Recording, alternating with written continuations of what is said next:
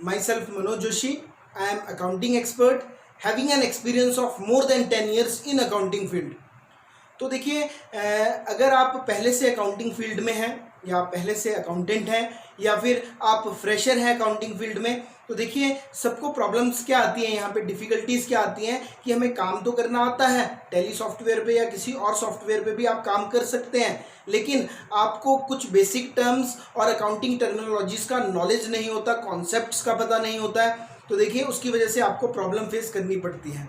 तो देखिए हमने इसी के लिए यहाँ पे देखिए इसीलिए ये लेक्चर स्टार्ट किया है, जो हमारा ये क्लासेस है इसलिए हमने स्टार्ट किया है ताकि आपको हम बेसिक टर्म्स और बेसिक जो अकाउंटिंग टर्मिनोलॉजीज़ हैं वो बता सकें और उसको डिस्क्राइब कर सकें ताकि आपको अकाउंटिंग फील्ड में कोई चैलेंज ना कर पाए।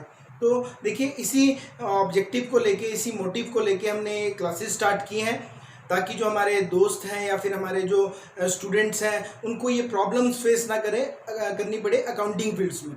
तो देखिए जैसे कि आपको एग्जांपल देते हैं कि गाड़ी चलानी हर किसी को आती है, ठीक है ना, गाड़ी चलानी हर किसी को आती है, लेकिन परफेक्ट ड्राइवर वही कहलाता है जिसको रूल्स, रेगुलेशंस, प्रोसीजर्स पता होते हैं, कब हमें रेड लाइट पे रुकना है, कब हमें सीट बेल्ट पहन के चलना है और लेफ़्ट साइड जाना है, राइट साइड जाना है तो इंडिकेटर का यूज़ करना है। तो मतलब जिसको यहाँ पे बेसिक रूल्स और रेगुलेशंस नहीं पता है वो अच्छा ड्राइवर नहीं कहलाएगा। तो इसी प्रकार अकाउंटिंग में भी ऐसा ही होता है। अकाउंटिंग में अच्छा दूसरा एग्जाम्पल बताते हैं आपको इससे पहले आने पे। देखिए दूसरा एग्जाम्पल क्या है आपका, जैसे डॉक्टर्स हैं, डॉक्टर्स को ऑपरेशन करना आता है, लेकिन अगर उसको बेसिक रूल्स अपने जो उसके रेगुलेशंस हैं उसको अगर फॉलो नहीं करेगा तो वो अच्छा डॉक्टर नहीं कहलाएगा। जैसे डॉक्टर्स के रूल्स क्या होते हैं, उनको वाइट कोट पहनना होता है और स्टेथोस्कोप रखना होता है अपने पास, और जितने भी ऑपरेशंस करने होते हैं तो उनसे रिलेटेड जितने भी रूल्स एंड रेगुलेशंस हैं वो उनको फॉलो करने होते हैं। अगर वो रूल्स एंड रेगुलेशन फॉलो नहीं करेंगे तो वो अच्छे डॉक्टर्स नहीं कहलाएंगे। तो देखिए यहाँ पे सिर्फ अकाउंटिंग का आना ही जरूरी नहीं है, हमें उसके बेसिक रूल्स, टर्म्स और अकाउंटिंग टर्मिनोलॉजी स्ट्रांग होनी चाहिए, वही परफेक्ट अकाउंटेंट कहलाता है जिसको ये बेसिक रूल्स और अकाउंटिंग टर्मिनोलॉजीज का नॉलेज होता है और उसको जो कॉन्सेप्ट्स हैं उसके कॉन्सेप्ट्स क्लियर होते हैं, एक एक चीज़ उसको पता है ताकि उसको अकाउंटिंग फील्ड में कोई चैलेंज ना कर पाए। तो आइए देखिए हमारा आज का पहला लेक्चर है अकाउंटेंसी। तो देखिए सबसे पहले हम अगर टैली सॉफ्टवेयर यूज़ कर रहे हैं या फिर कोई भी अकाउंटिंग सॉफ्टवेयर अगर आप यूज़ कर रहे हैं तो सबसे पहले देखिए अकाउंटेंसी हमारा सब्जेक्ट है जिसके बारे में नॉलेज होना आपको ज़रूरी है और इसमें हम बेसिक टर्म आपको समझाते हैं। तो सबसे पहले देखिए कि ज़रूरत क्यों पड़ती है, वाई शुड वी स्टडी, हमें पढ़ना क्यों है अकाउंटिंग। पहला क्वेश्चन तो ये सबके मन में अराइज होता है कि वाई शुड वी स्टडी, हमें अकाउंटिंग क्यों पढ़नी है, अकाउंटिंग पढ़ने का उद्देश्य क्या है हमारा। ये आज का हमारा सबसे पहला क्वेश्चन। अकाउंटेंसी शुरू करने से पहले आपको बता देते हैं कि हम क्यों अकाउंटिंग करते हैं। और देखिए मैं बार बार अकाउंटिंग बोल रहा हूँ, अकाउंटिंग क्यों बोल रहा हूँ अकाउंटिंग। देखिए अकाउंटेंसी और अकाउंटिंग में फ़र्क है, ये फ़र्क जो डिफरेंस है वो मैं आपको बताऊंगा, लेकिन सबसे पहले समझते हैं कि वाई शुड वी स्टडी। तो देखिए हम अकाउंटिंग क्यों करते हैं, यूजर्स के लिए। अच्छा सर यूजर्स कौन कौन होते हैं, सर इंटरनल यूजर्स होते हैं और एक्सटर्नल यूजर्स होते हैं, इनके लिए अकाउंटिंग करते हैं। देखिए यूजर्स भी दो तरह के होते हैं, सिर्फ अकाउंटिंग हम अपने लिए नहीं करते हैं, किसके लिए करते हैं, इंटरनल यूजर्स के लिए और एक्सटर्नल यूजर्स के लिए। तो देखिए सर इंटरनल यूजर्स कौन होते हैं, तो इसके लिए आपको एक टर्म याद रखनी पड़ेगी,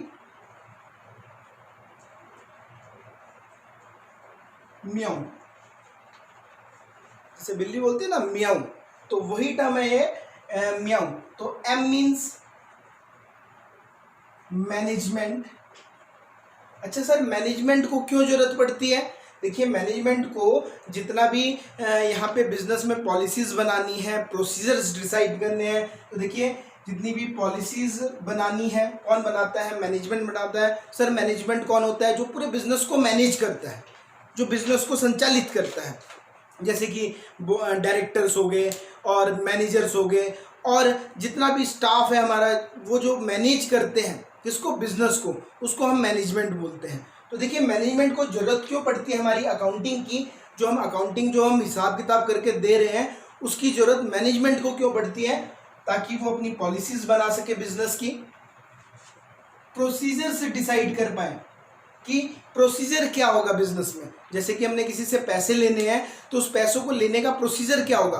पहले हम उसको एक रिमाइंडर भेजेंगे, फिर हम उसको, अगर रिमाइंडर का जवाब नहीं मिलता हम मेल करेंगे, मेल का जवाब नहीं मिलता तो हम मैसेज करेंगे, मैसेज का जवाब नहीं मिलेगा तो हम फ़ोन करेंगे, फ़ोन पे जवाब नहीं मिलता तो हम पर्सनली इंटरेक्शन करेंगे, उसके साथ पर्सनली मीट करेंगे। उसके बाद अगर वो पैसे नहीं देता तो उसके बाद हम उसके ऊपर लीगल एक्शन लेते हैं। तो देखिए जो प्रोसीजर्स हैं, पॉलिसीज़ हैं और ग्रोथ एस्पेक्ट है, इसको डिसाइड करने के लिए मैनेजमेंट को, जो हमने अकाउंटिंग की है, जो अकाउंटेंट ने अकाउंटिंग की है, जो हिसाब किताब रखा है, उसकी ज़रूरत किसको पड़ती है? मैनेजमेंट। जी सर, आगे बताइए। दूसरा है देखिए आपका एम्प्लॉइज। एम्प्लॉइज को भी जरूरत पड़ती है हमारे हिसाब किताब की, एम्प्लॉइज को भी जरूरत पड़ती है। क्यों पड़ती है हिसाब किताब की जरूरत? ताकि वो डिसाइड कर सके कि क्या उसको इस बिजनेस ऑर्गेनाइजेशन में काम करना चाहिए, क्या दूसरी बिजनेस ऑर्गेनाइजेशन में काम करना चाहिए। तो देखिए एम्प्लॉइज भी, यहाँ पे एम्प्लॉइज को जो पैसे मिलते हैं वो एक तो फिक्स्ड होते हैं, एक तो फिक्स्ड सैलरी डिसाइड हो जाती है कि इस एम्प्लॉय को इतनी सैलरी मिलेगी, प्लस वेरिएबल भी होता है। वेरिएबल में क्या आता है? जैसे बोनस मिलेगा, ठीक है, और एक्स्ट्रा बेनिफिट्स मिलेंगे और यहाँ पे आपको अलाउंसेस मिलेंगे। तो ये सब किसके ऊपर डिपेंड करता है? और बेनिफिट्स मिलेंगे मतलब पर्क्विसाइट्स मिलेंगे, मतलब फ्री में कार मिलेगी और रहने के लिए घर मिलेगा। ये सारे एक्स्ट्रा बेनिफिट्स में आते हैं जिसको हम वेरिएबल बोलते हैं, जो चेंज होते रहते हैं। तो देखिए फिक्स्ड तो यहाँ पे फिक्स सैलरी तो एम्प्लॉय को मिलेगी और साथ में एम्प्लॉय को हम बेनिफिट्स भी देते हैं। और वो बेनिफिट्स किसके ऊपर डिसाइड करते हैं? कंपनी के प्रॉफिट्स के ऊपर, कंपनी की ग्रोथ के ऊपर। अगर कंपनी अच्छी ग्रोथ कर रही है, अगर कंपनी अच्छे प्रॉफिट्स कमा रही है तो बट ऑब्वियस सी बात है वो कंपनी अपने एम्प्लॉयज़ को बोनस भी देगी, अलाउंसेस भी देगी और बेनिफिट्स भी देगी। जी सर, हमें पता है। तो एम्प्लॉयज़ को भी यहाँ पे डिसाइड करना होता है, अपना डिसीजन लेना होता है कि किस कंपनी में उसको, किस ऑर्गेनाइजेशन में उसको काम करना है। और वो कैसे पता लगता है? जब वो उस कंपनी में, जब उस कंपनी की अकाउंटिंग देखेगा, जब उसका हिसाब किताब देखेगा कि हाँ ये कंपनी फ़ायदे में चल रही है तो ये मुझे एक्स्ट्रा बेनिफिट्स भी देगी सैलरी के अलावा। तो देखिए इसलिए एम्प्लॉयज़ को ज़रूरत पड़ती है। और दूसरा ऑनर्स को, जो बिजनेस ऑनर्स हैं उनको भी अकाउंटिंग की ज़रूरत पड़ती है। मेनली उनको क्यों ज़रूरत पड़ती है? सपोज किसी बिजनेस ऑर्गेनाइजेशन की ब्रांचेस हैं चंडीगढ़ में, पंजाब में और देहरादून में। सपोज चंडीगढ़ वाली ब्रांच ने 3 करोड़ रुपए की सेल की है और पंजाब की जो ब्रांच है उसने 2 करोड़ रुपए की सेल की है और देहरादून की जो यहाँ पे ब्रांच है उसने 1 करोड़ की सेल की है। तो ऑनर अपना डिसीजन ले सकता है, वो डिसाइड करेगा, एनालाइज करेगा, स्टडी करेगा कब? जब उसको अकाउंटिंग पता होगी, जब हिसाब किताब पता होगा कि भैया चंडीगढ़ में 3 करोड़ रुपए की सेल हुई है, पंजाब में 2 करोड़ की सेल हुई है और देहरादून में 1 करोड़ की सेल हुई है। तो ये जो सेल कम होने का रीज़न क्या है, उस रीज़न को जान पाएगा। कब जान पाएगा? कब उस रीज़न को ढूंढेगा, उस पर स्टडी कब करेगा ऑनर? जब उसको पता लगेगा हिसाब किताब के बारे में। तो इसलिए ऑनर को भी ज़रूरत पड़ती है यहाँ पे अकाउंटिंग की। तो देखिए जो इंटरनल यूजर्स हैं, इंटरनल यूजर्स में कौन कौन आते हैं? मैनेजमेंट आता है, एम्प्लॉयज़ आते हैं, ऑनर्स आते हैं। इनको ज़रूरत पड़ती है किस लिए? ताकि ये अपने डिसीजंस ले पाएँ ऑर्गेनाइजेशन से रिलेटेड। कब डिसीजंस ले पाएंगे अपने? जब इनको, जो हमने अकाउंटिंग की है, जो हमने हिसाब किताब किया, जब ये हिसाब किताब है इनको बताएंगे तभी ये अपने डिसीजंस ले पाएंगे। जी सर। अच्छा, एक्सटर्नल यूजर्स, इनको क्या जरूरत पड़ती है? पहले तो एक्सटर्नल यूजर्स कौन होते हैं? देखिए जी,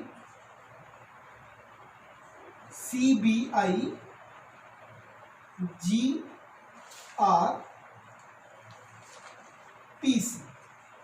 सर इसका मतलब क्या हुआ? देखिए स्टूडेंट, सी का मतलब तो होता है कस्टमर्स, चलो क्रेडिटर्स। सर क्रेडिटर्स कौन होते हैं? जिनसे हम सामान उधार में खरीदते हैं। सर क्रेडिटर्स कौन होते हैं? जिनसे हम सामान उधार में खरीदते हैं, जो हमें सामान देते हैं उधार में, मतलब हमारे सप्लायर्स। अच्छा सर, इनको क्यों जरूरत पड़ती है? इनको देखिए हमारी अकाउंटिंग की, हमारे हिसाब किताब की इसलिए ज़रूरत पड़ती है ताकि वो डिसाइड कर सकें कि इनको उधार में सामान देना भी चाहिए कि नहीं देना चाहिए। जो क्रेडिटर्स हैं उनको भी अपना डिसीजन लेना होता है, वो हमारा हिसाब किताब देख के ही, मतलब हमारी अकाउंटिंग को देख के ही डिसीजन लेते हैं कि इनको और उधार देना चाहिए कि नहीं देना चाहिए। तो एक तो क्रेडिटर्स हमारे एक्सटर्नल यूजर्स हैं, इनको डिसीजन लेने में ज़रूरत पड़ती है हमारी अकाउंटिंग की। अच्छा सर, दूसरा कौन है? बी का मतलब क्या है? बैंक्स। बी का मतलब क्या है यहाँ पे? बैंक्स। सर बैंक्स को क्या जरूरत पड़ती है हमारी अकाउंटिंग की? सपोज मैं बैंक से लोन लेना चाहता हूँ और लोन लेने के लिए बैंक हमारा हिसाब किताब मांगता है। बैंक कहता है चलो मैं आपको लोन दे दूंगा, लेकिन मुझे अपना हिसाब किताब तो दिखाओ। तो बैंक को भी अपने फाइनेंशियल डिसीजन लेने के लिए यहाँ पे अकाउंटिंग की जरूरत पड़ती है। अच्छा, बैंक अगर हमारे प्रॉफिट्स अच्छे हैं, हमारी बिजनेस ऑर्गेनाइजेशन अच्छी ग्रोथ कर रही है, तो बैंक बिल्कुल भी हेजिटेशन नहीं करेगा हमें लोन प्रोवाइड करने में। अच्छा, अगर हमारे पोजीशन अच्छी नहीं है, प्रॉफिट्स अच्छे नहीं है, तो बैंक भी थोड़ा सा हेजिटेशन करेगा यहाँ पे लोन प्रोवाइड करने में। तो इस बैंक को भी जरूरत पड़ती है हमारी अकाउंटिंग की, जो हमने हिसाब किताब किया है उसकी जरूरत सिर्फ हमें ही नहीं पड़ती, यहाँ पे बैंक को भी पड़ती है, जो कि हमारा एक्सटर्नल यूजर है। अच्छा सर, आई का मतलब सर इन्वेस्टर्स। इन्वेस्टर्स जो हमारी कंपनी में, हमारी ऑर्गेनाइजेशन में पैसा इन्वेस्ट करने वाले हैं, तो वो 2 मिनट के लिए सोचेंगे, देखेंगे, स्टडी करेंगे कि क्या हमें इस बिजनेस ऑर्गेनाइजेशन में पैसा लगाना चाहिए कि नहीं लगाना चाहिए। उस डिसीजन को लेने के लिए उनके पास हिसाब किताब का कंपनी का होना जरूरी है। जब उनके पास ऑर्गेनाइजेशन का हिसाब किताब होगा, अगर अच्छी ग्रोथ कर रही है, अच्छे प्रॉफिट्स कमा रही है कंपनी, तो इन्वेस्ट करने में बिल्कुल भी हिचकिचाहट नहीं दिखाएंगे इन्वेस्टर्स। तो कैसे डिसीजन ले पाएंगे? जब उनके पास अकाउंटिंग का यहाँ पे हमारा हिसाब किताब होगा। अच्छा सर, जी मतलब गवर्नमेंट। तो देखिए गवर्नमेंट बहुत सारे सोशल वेलफेयर करती है, बिजनेस की भी मदद करती है।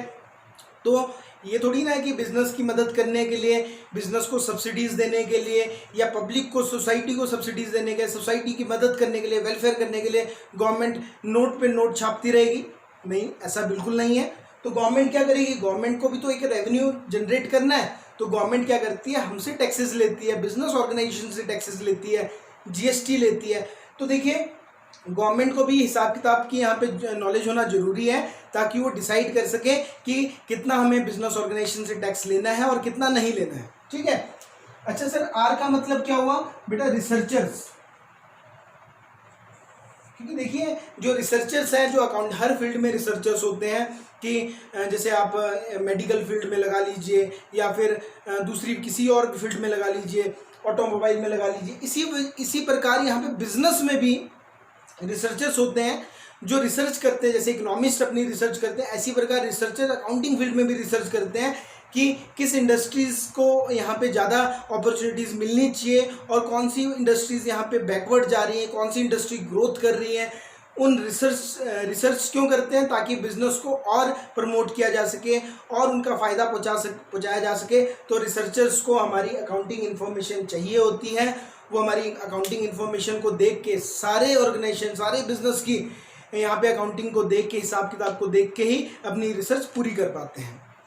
अच्छा जी सर, पी का मतलब क्या होगा sir? Public. Public mean society. Society को भी जरूरत पड़ती है हमारे हिसाब किताब की। सोसाइटी भी चाहती है, सोसाइटी देखना चाहती है कि हमारी जो बिजनेस ऑर्गेनाइजेशन है, जो हमारी सोसाइटी के रिसोर्सेज को यूज़ कर रही है। क्या होता है, हम बिजनेस कर रहे हैं तो हम सोसाइटी में कर रहे हैं, सोसाइटी के रिसोर्सेज को यूज़ कर रहे हैं। तो क्या हम जब सोसाइटी के रिसोर्सेज को यूज़ कर रहे हैं, क्या हम उनको बेनिफिट पहुंचा रहे हैं? क्या हम उनको एम्प्लॉयमेंट अपॉर्चुनिटीज़ दे रहे हैं? क्या हम उनको रोजगार के अवसर दे रहे हैं?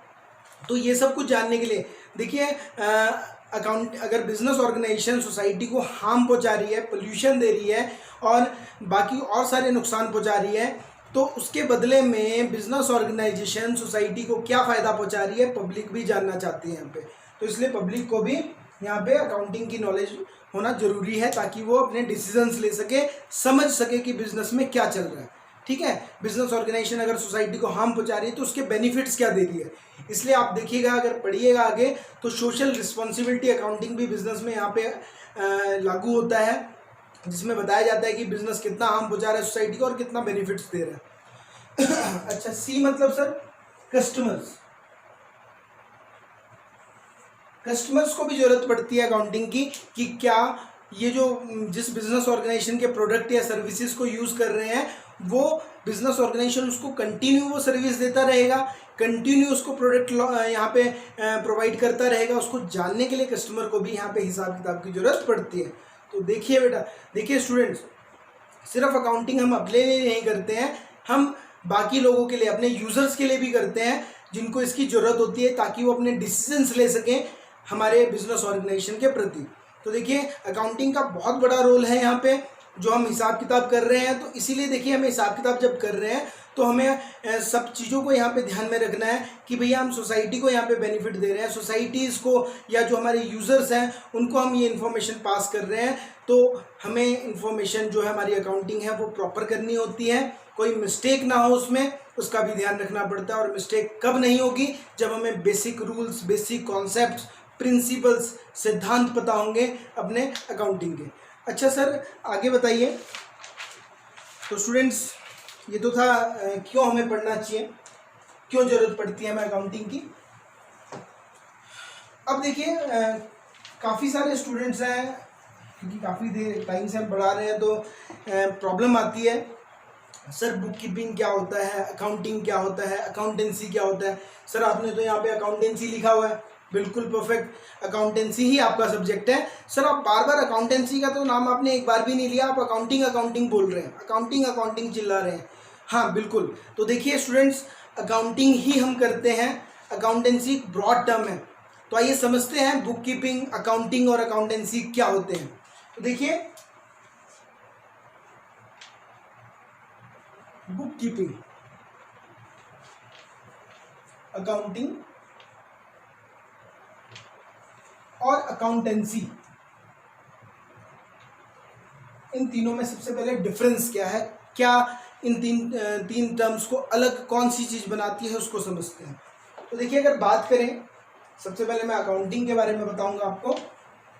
देखिए अकाउंटिंग क्या है, it is an art of. अच्छा सर आर्ट का मतलब क्या होता है, कला। आर्ट का मतलब क्या होता है, कला। किसी भी चीज़ को, थ्योरेटिकल नॉलेज को जब हम प्रैक्टिकली अप्लाई करते हैं उसको आर्ट बोलते हैं। मुझे पता है कि भाई मुझे पढ़ाई की है, मैंने इंजीनियरिंग की, तो मुझे पता है कि भैया ब्रिज कैसे कैसे बनता है, मुझे पूरी थ्योरेटिकल नॉलेज है। जब मैं प्रैक्टिकली ब्रिज को तैयार करूँगा, पुल को तैयार करूँगा, तो जब मैं अपनी थ्योरेटिकल नॉलेज को प्रैक्टिकली अप्लाई करूँगा उसको क्या बोलते हैं, यहाँ पे कला बोलते हैं। तो अकाउंटिंग भी एक कला है, it is an art of identifying. सबसे पहले देखिए हम आइडेंटिफाई करते हैं, क्या आइडेंटिफाई करते हैं सर, कि जो भी हम ट्रांजैक्शन करने जा रहे हैं, जो भी हम लेन देन करने जा रहे हैं, क्या वो बिजनेस का लेन देन है कि नॉन बिजनेस। क्योंकि जब जो भी हम लेन देन करने जा रहे हैं, जो भी हम ट्रांजैक्शन बिजनेस में करने जा रहे हैं, सबसे पहला हमारा काम होता है उसको आइडेंटिफाई करना, क्या वो बिजनेस का लेन देन है कि नॉन बिजनेस है। अगर तो वो बिजनेस का लेन देन है तब तो हम आगे बढ़ेंगे, नॉन बिजनेस है तो इग्नोर कर देंगे। सर अब इसको कैसे पहचानेंगे, बहुत इजी है। सपोज मेरी राशन की दुकान है और अगर कोई यहाँ पे कस्टमर मेरे पास आता है या कोई भी पर्सन मेरे पास आता है और वो मुझे बोलता है कि सर मेरी बेटी की शादी है, आपने आना जरूर है, ये पकड़िए कार्ड, शादी का कार्ड दे गया मुझे, तो क्या ये बिजनेस ट्रांजेक्शन है? नहीं सर बिल्कुल नहीं है, ये तो पर्सनल ट्रांजेक्शन हो गया, तो डेट इज़ नॉन बिजनेस, उसको इग्नोर करेंगे। अच्छा दूसरा कोई यहाँ पे व्यक्ति आता है, बोलता है कि सर मेरा बर्थडे है, आपने मेरे जन्मदिन पे जरूर आना है, तो क्या वो बिजनेस ट्रांजैक्शन है? नहीं सर। अच्छा सर तीसरा पर्सन यहाँ पे आता है और बोलता है सर 10 किलो आटा तोल दीजिए, तो मेरा एकदम माइंड क्लिक कर गया कि हाँ ये मेरे काम की बात कर रहा है, ये मेरे बिजनेस की बात कर रहा है, ये सामान लेने आया है, तो ये क्या है, हमारी बिजनेस ट्रांजैक्शन है। अच्छा सर बिजनेस ट्रांजैक्शन हम आइडेंटिफाई कर लेंगे।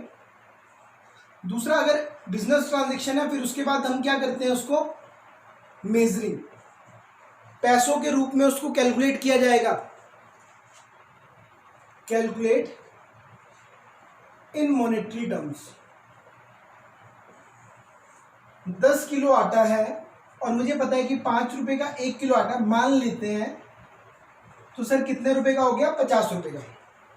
तो देखिए, जब आप आइडेंटिफाई कर लेते हैं बिजनेस ट्रांजैक्शन को, और बिजनेस की ट्रांजैक्शन है, उसके बाद आपका काम होता है उसको पैसों के रूप में कैलकुलेट करना, कैलकुलेट इन मॉनेटरी टर्म्स।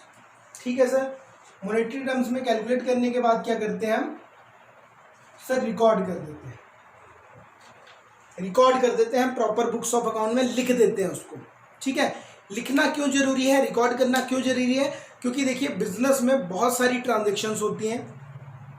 हो सकता है दिन भर में 1000 ट्रांजेक्शन हुई हैं, हो सकता है दिन भर में 500 ट्रांजेक्शन हुई हैं, 500 बार लेन देन हुआ है, 500 कस्टमर आए हैं। तो इतना सारा कुछ याद करना बहुत मुश्किल हो जाता है, क्योंकि ह्यूमन नेचर है, हम भूल जाते हैं, भूलने की आदत रहती है हमें। तो देखिए, इतना सारा कुछ हम अपनी मेमोरी में स्टोर करके नहीं रख सकते, तो इसलिए हमें उसको लिखना पड़ता है, रिकॉर्ड करना पड़ता है। ठीक है सर, हमने मेजर कैलकुलेट करने के बाद रिकॉर्ड कर दिया। अच्छा, फिर उसके बाद सर क्लासीफाइंग करेंगे। क्लासीफाइंग का करने का मतलब क्या है? Same nature of transactions are recorded in one place. एक जैसे दिखने वाले लेन देन को एक जगह पे प्लेस कर देंगे। जैसा कि आपको याद दिला दें, हम जब स्कूल में पढ़ते थे या कॉलेज में पढ़ते थे, तो हम अलग अलग सब्जेक्ट्स की कॉपीज़ बनाते थे। मैथ्स का सब्जेक्ट है तो मैथ्स की कॉपी अलग बनाते थे, साइंस की कॉपी अलग बनाते थे, और अगर आप इंग्लिश है तो इंग्लिश की कॉपी अलग बनाते, हर सब्जेक्ट की आप कॉपी अलग अलग बनाते थे। हाँ, पहले आप क्या करते थे? रिकॉर्ड करते थे रफ कॉपी में, फिर उसके बाद घर में आके उसको फेयर करते थे अलग अलग कॉपीज़ में। साइंस का काम साइंस वाली कॉपी में, मैथ्स का काम मैथमेटिक्स वाली कॉपी में, इंग्लिश का काम इंग्लिश वाली कॉपी में, हिंदी वाला काम हिंदी वाली कॉपी में। ऐसा क्यों करते थे? ताकि हमें ढूंढने में प्रॉब्लम ना आए, यहाँ पे दिक्कत ना आए, ताकि हम आसानी से सब्जेक्ट वाइज सारे जो क्वेश्चंस हैं, सारे जो चैप्टर्स हैं, उसको कॉन्सेप्ट्स हैं, उसको देख सकें। ऐसी बिजनेस में भी होता है। हम क्या करते हैं? पहले रिकॉर्ड करते हैं एक रफ कॉपी में, फिर उसके बाद हम क्या करते हैं? परचेज बुक बनाते हैं जिसमें परचेज से रिलेटेड ट्रांजेक्शन होंगी, सेल्स बुक बनाते हैं जिसमें सेल्स से रिलेटेड ट्रांजेक्शन होंगी, फिर उसके बाद कैश बुक बनाते हैं जिसमें कैश से रिलेटेड ट्रांजेक्शन होंगे। मतलब जितने भी हमने लेन देन किया है उसको सेपरेट अलग अलग कर देते हैं, ताकि हमें प्रॉब्लम ना आए। कोई अगर हमसे पूछे, हिसाब किताब पूछे, तो हम एकदम तुरंत बता दें उसको। जैसे कोई राम अगर हमारा कस्टमर है, उसने पूछा कि भैया मेरे कितने पैसे बनते हैं, तो हम डेटर्स का जो अकाउंट है, डेटर्स की जो कॉपी है वो उठाएंगे और उसमें से बता देंगे कि भैया राम, तेरा इतना हिसाब किताब है, तूने इतने पैसे देने हैं। कोई सप्लायर है, श्याम क्रेडिटर है हमारा, उसने बोला कि तुमने इतने पैसे देने हैं, तो हम उसका सप्लायर का, क्रेडिटर का यहाँ पे बुक निकालेंगे, उसमें से बताएंगे कि भैया हाँ, इतने पैसे हमने आपको देने हैं। तो देखिए, यहाँ पे ट्रांजेक्शन को एक जगह पे प्लेस करना, एक जैसे दिखने वाले लेन देन को, कैश वाला कैश की बुक में, परचेज वाला परचेज बुक में, सेल्स वाला सेल्स बुक में, और जो रिलेटेड ट्रांजेक्शन है एक जगह पे दिखाना, ताकि हम उसको आसानी से ढूंढ पाएं, ट्रेस कर सकें। इसलिए हम अलग अलग करते हैं, डेट इज क्लासीफाइंग। अच्छा सर, नेक्स्ट स्टेप क्या होता है? समराइजिंग। अब देखिए, समराइजिंग का मतलब क्या होता है?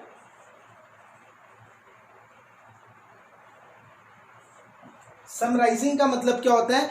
ताकि जो हमने बिजनेस ट्रांजेक्शन्स यहाँ पे रिकॉर्ड किए हैं, अकाउंटिंग जो की है, सिर्फ हमें ही समझ में ना आए, बाकी लोगों को भी समझ में आए। क्योंकि जो हमारे इंटरनल यूजर्स हैं, जो एक्सटर्नल यूजर्स हैं, उनको भी यहाँ पे समझ में आए कि भैया अकाउंट क्या चल रहा है, अकाउंटिंग में इनका हिसाब किताब कैसा, आसानी से समझ में आ जाए। तो देखिए, एक प्रेजेंटेशन देने के लिए, ताकि हर किसी को समझ में आसानी से आ जाए, इसलिए हम क्या करते हैं? समराइजिंग। अच्छा, फिर उसके बाद क्या करते हैं सर? एनालाइजिंग। अच्छा, एनालाइजिंग में क्या होता है सर? हम जितनी भी ट्रांजेक्शन हमने रिकॉर्ड किए, एक बार चेक कर लेते हैं हम कि हमने कहीं मिस्टेक तो नहीं किया, कोई गलती तो नहीं की। अगर कोई गलती की है तो उसको सुधारा जाएगा। तो स्टडी करना, उसको हम क्या बोलते हैं? एनालाइजिंग करना। ठीक है। अच्छा, उसके बाद इंटरप्रेटिंग द रिजल्ट्स। फिर हम रिजल्ट्स निकालते हैं बिजनेस का, एनालाइज करने के बाद, स्टडी करने के बाद हम रिजल्ट्स निकालते हैं। रिजल्ट्स क्या निकलता है, जितना हमने रेवेन्यू कमाया है उसमें से खर्चों को माइनस कर दिया जाता है, और फिर हमारे पास क्या आता है, या तो प्रॉफिट होगा या तो लॉस होगा। तो नेट रिजल्ट्स को जानने के लिए, यानी कि फाइनेंशियल रिजल्ट्स को जानने के लिए हम यहाँ पे रिजल्ट्स फाइंड आउट करते हैं, और रिजल्ट्स क्या होगा हमारे पास, या तो नेट प्रॉफिट होगा या तो नेट लॉस होगा। इस फाइनेंशियल रिजल्ट्स को जानने के लिए हम क्या करते हैं, इंटरप्रेटिंग द रिजल्ट, जो कि हमारा यहाँ पे 7th आपका स्टेप है। अच्छा सर, फिर उसके बाद क्या करते हैं, communicating the results to users of accounts. जो हमारे अकाउंटिंग के यूजर्स हैं, चाहे वो इंटरनल यूजर हैं चाहे एक्सटर्नल यूजर हैं, फिर उसके बाद हम उनको कम्युनिकेट कर देते हैं। जी सर, कम्युनिकेट करना जरूरी है ताकि जो यूजर्स हैं हमारे अपने डिसीजंस ले पाएँ, इससे पहले भी आपको मैंने बताया था।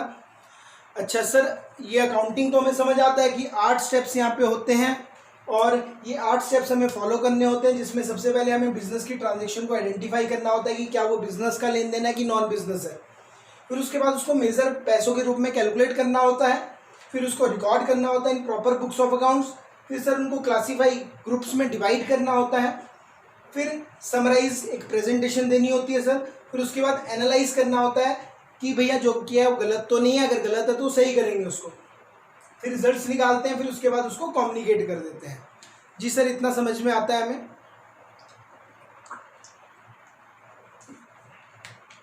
ठीक है स्टूडेंट्स, तो देखिए ये तो था अकाउंटिंग का मतलब। अकाउंटिंग का आपको मतलब बताया, ये तो सिर्फ आप सीख रहे हैं कि किस तरीके से हमने अकाउंट्स बनाने हैं, किस तरीके से हिसाब किताब करना है। जो हिसाब किताब करने का प्रोसीजर है उसी को हम अकाउंटिंग बोलते हैं। अच्छा सर, ये बुक कीपिंग क्या होता है, आपने स्टार्टिंग में बताया।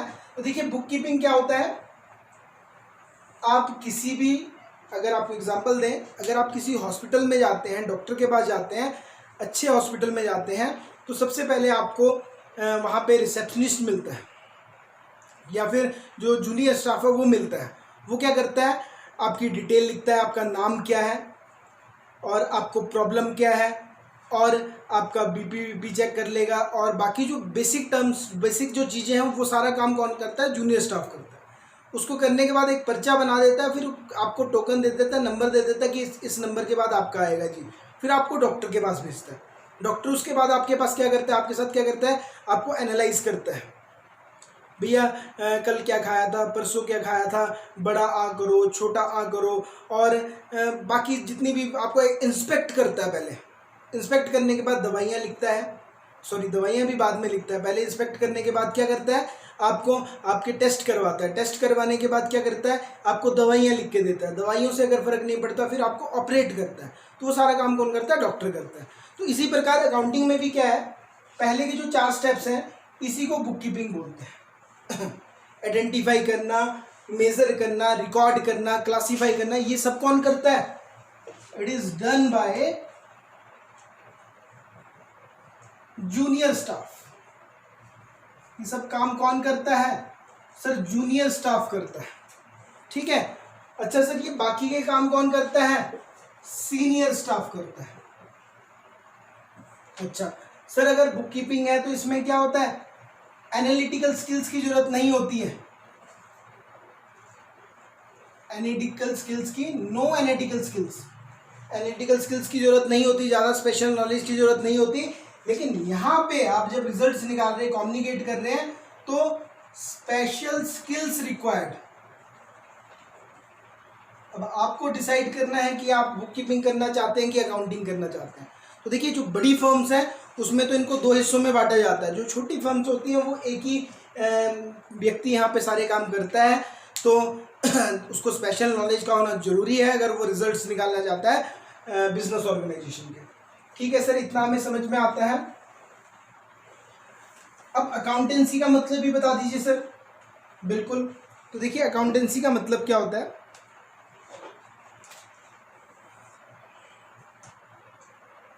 it includes rules, regulations procedures, policies, ये क्या इंक्लूड करता है? वो सारे रूल्स, सारी रेगुलेशंस, प्रोसीजर्स, पॉलिसीज, प्रिंसिपल्स, सिद्धांत, ठीक है, विच गाइड्स द अकाउंटेंट,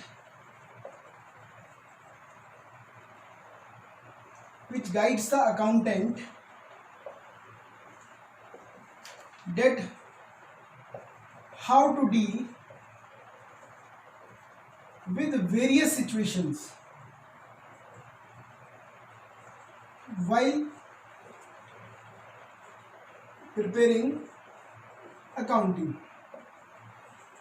कहते हैं ये वो रूल्स हैं, वो रेगुलेशंस हैं, वो प्रोसीजर्स हैं, वो पॉलिसीज हैं, वो सिद्धांत हैं, प्रिंसिपल्स हैं, विच गाइड्स द अकाउंटेंट, जो अकाउंटेंट को गाइड करते हैं, that how to deal with various situations, अलग अलग सिचुएशन से किस तरीके से डील करना है वाइल प्रिपेयरिंग द अकाउंट्स या अकाउंटिंग। जब आप अकाउंटिंग कर रहे होते हैं तो आपको कुछ रूल्स रेगुलेशंस के बारे में पता होना जरूरी है, ताकि आप उन जो भी अकाउंटिंग करेंगे उस अकाउंटिंग को कोई चैलेंज ना कर पाए, कोई यहाँ पे आपके सामने कोई प्रॉब्लम फेस ना हो, तो जो भी आपने बताया वो ट्रू और फेयर पिक्चर यहाँ पे बिजनेस की लेके आए। इसलिए आपको रूल्स, रेगुलेशन, प्रोसीजर, पॉलिसीज और प्रिंसिपल्स का नॉलेज होना जरूरी है। तो देखिए ये तो था आपका बुक कीपिंग, अकाउंटिंग और अकाउंटेंसी का मतलब, और इसमें मैंने आपको डिफरेंस बताया। आगे के जो सेकंड हमारा जो लेक्चर रहेगा उसमें हम आपको बताएंगे कि कौन कौन से कॉन्सेप्ट्स हैं, कौन कौन से प्रिंसिपल्स हैं जिसका नॉलेज आपको होना जरूरी है।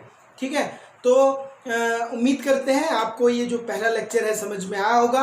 अगर आपको कोई प्रॉब्लम होती है तो आप डिस्कस कर सकते हैं हमारे क्वेरी सेक्शन में। तो जो थ्योरेटिकल फ्रेमवर्क है मैं मतलब मनोज जोशी ये कवर करवाऊंगा आपको, और जो आपके इंडस्ट्रियल जो एस्पेक्ट्स हैं, जो आपके प्रैक्टिकल्स प्रॉब्लम्स हैं, वो वासुदेव सर आपको, जो हमारे इंडस्ट्रियल एक्सपर्ट हैं, वो आपको यहाँ पे कवर करवाएंगे। तो आपका जो फर्स्ट लेक्चर है यहीं तक रहेगा। धन्यवाद।